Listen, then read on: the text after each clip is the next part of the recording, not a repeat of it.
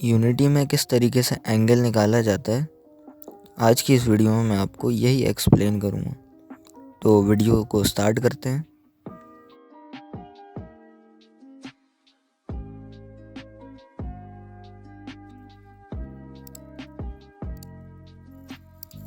तो यूनिटी में अब देखते हैं एंगल किस तरीके से निकाला जाता है। मतलब तो हमें एंगल निकालने के लिए सबसे पहले तो हम एक एम्प्टी गेम क्रिएट कर लेते हैं और उसका नाम कुछ भी दे देते हैं, लाइक एंगल ही दे देते हैं चलो। और अब इसकी वैल्यू को डिसाइड कर देते हैं और एक स्क्रिप्ट भी क्रिएट कर लेते हैं ताकि हम मैं उसमें बता सकूँ। यहाँ पर हम इसका भी नाम एंगल ही दे देते हैं और इसको इस ऑब्जेक्ट पे इस स्क्रिप्ट को अटैच कर देते हैं सिंपली।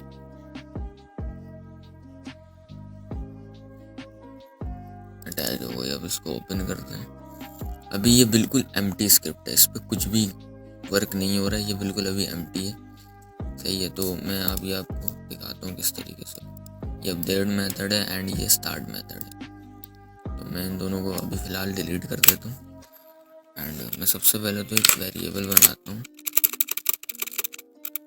वेक्टर थ्री मीन्स यानी कि 3 एक्सिस। वेक्टर थ्री का मतलब होता है X axis, Y axis and Z axis. तो वेक्टर थ्री एंड हम यहाँ पर दे देते हैं माउस पोज, क्योंकि हमें माउस की पोजीशन चाहिए सबसे पहले। और हमें एक और वेक्टर थ्री का वेरिएबल बनाते हैं एंड इसमें हमें चाहिए होगी डायरेक्शन। तो हम यहाँ पर डायरेक्शन दे देते हैं। सही है। अब हम अपडेट मेथड क्रिएट करते हैं। ये अपडेट मेथड है जो हर फ्रेम एग्जीक्यूट होता है यूनिटी में। तो अब हमें एंगल निकालना है, तो सबसे पहले हमें माउस की पोजीशन लेनी पड़ेगी और डायरेक्शन लेनी पड़ेगी। सही है, उसके बाद एंगल निकाला जाता है। सही है, एंगल डायरेक्शन का निकलता है। तो हम क्या करेंगे, सबसे पहले तो माउस की पोजीशन लेने के लिए हमें यहाँ पर क्या करना पड़ेगा, माउस पोज के अंदर इक्वल टू स्क्रीन, यहाँ पर हम लिखेंगे कैमरा मीन यानी कि जो यूनिटी में ये कैमरा है, ये कैमरा डॉट मेन कैमरा की स्क्रीन टू वर्ल्ड पॉइंट, यानी कि स्क्रीन के जो कोऑर्डिनेट होते हैं ना, ये यहाँ का ये पूरा सेट कर देता है ऑटोमेटिकली।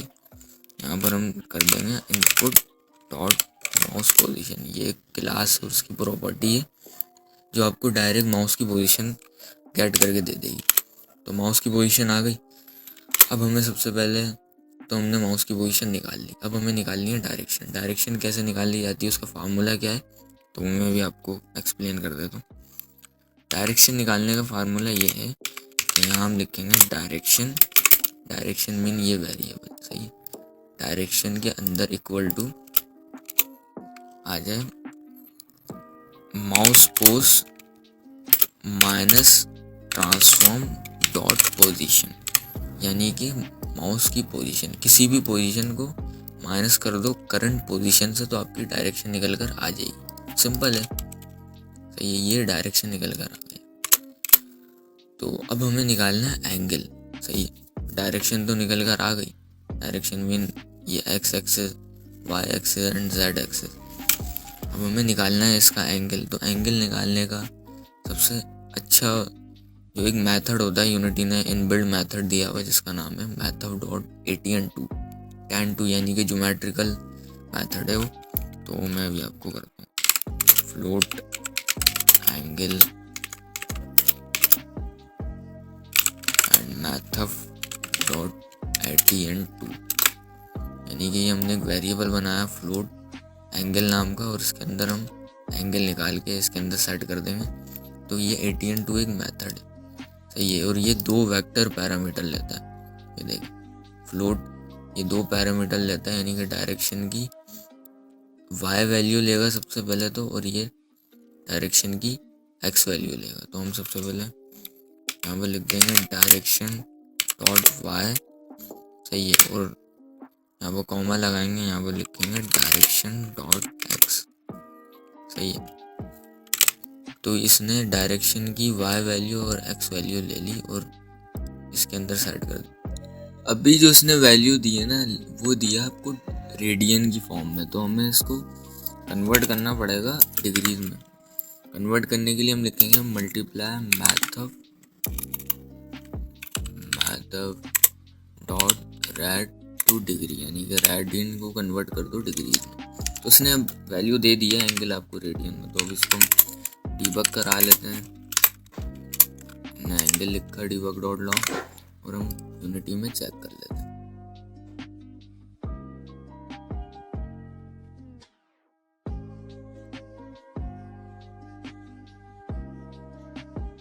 तो ये देखें, अप पे जा रहा हूँ तो 90 डिग्री, ये देखें नीचे आ रहा हूँ तो -90, -180,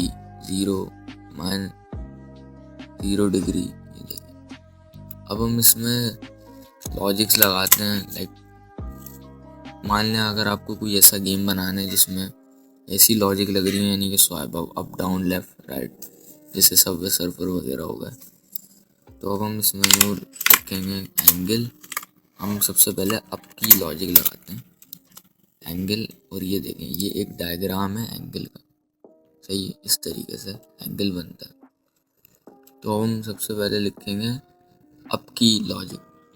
तो ये देखें ये क्या लिखा हुआ, 135 और 45, यानी कि अगर एंगल बड़ा हो 135 से और छोटा हो, अगर 135 से छोटा हो और 45 से बड़ा हो तो ये अप पे जाएगा। तो हम ये करेंगे एंगल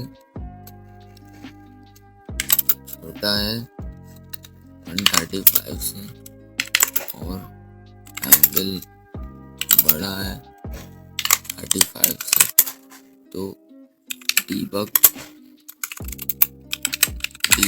डॉट लॉग में आ जाए अप साइड। ये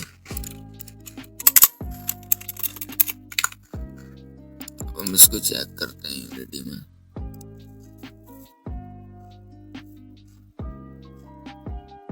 ये देखें अप साइड आ रहा है, मैं ऊपर लेके जा रहा हूँ तो अप साइड आ रहा है, वरना नहीं आ रहा। ऊपर लेके जा रहा हूँ तो अप साइड आ रहा है। तो इसी तरीके से हम राइट की लगा लेते हैं इसको देखकर। आप भी इसको देखकर करें तो ज़्यादा इजी रहेगा। अब राइट की क्या है कि 45 से छोटा हो और -45 से बड़ा हो तो राइट आएगा। तो यहाँ हम लगाएंगे एल्स इफ और एंगल में दे देंगे एंगल बड़ा है अगर 45 से, -45 से, और एंगल छोटा है अगर 45 से, तो डीबग डॉट लॉग में लिख दो राइट साइड।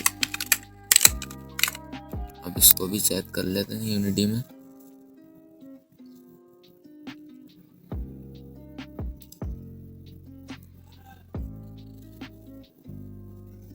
तो ये देखें राइट साइड भी सही वर्क कर रही है एंड अप साइड भी सही वर्क कर रही है।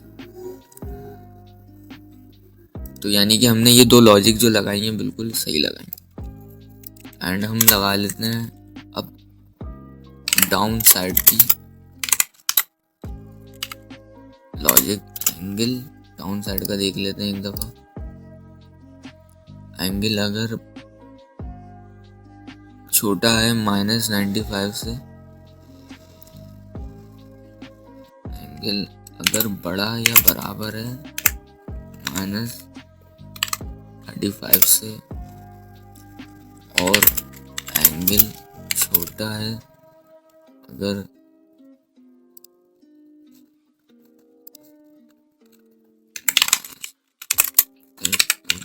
डीबग डॉट लॉग में प्रिंट कर दो डाउन साइड।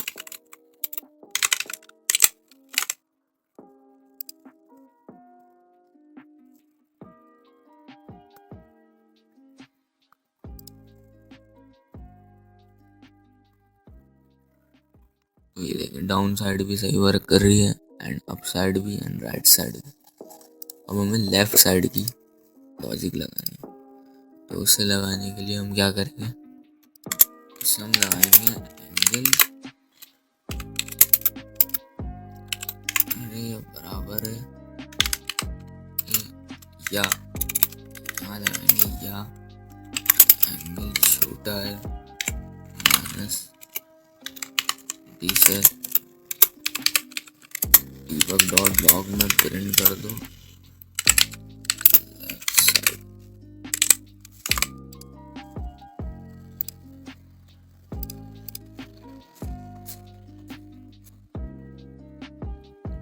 अब देखें ये भी सही वर्क कर रही है, लेफ्ट साइड की logic and right up and down. तो ये एक बेस्ट आपको मैंने बिल्कुल बेसिक सा बताया कि ATN2 किस तरीके से वर्क करता है, और उसमें ये फ़ायदा होता है आप लॉजिक लगा सकते हो। ज़्यादातर यूज़ इसका वैसे इन जगहों पर ही होता है कि आप अप एंड डाउन की एक बैटर यानी कि लॉजिक लगा दो, और इसको इस्तेमाल सबवे सर्वर जैसे गेम बनाने में हो सकता है। तो बस इसको जितना हो सके प्रैक्टिस करें एंड इस पर दूसरे गेमों पर ट्राई करें बना के। ATN2 का एक बहुत यूज़फुल मेथड है। तो मिलते हैं नेक्स्ट वीडियो में। अल्लाह हाफ़िज़।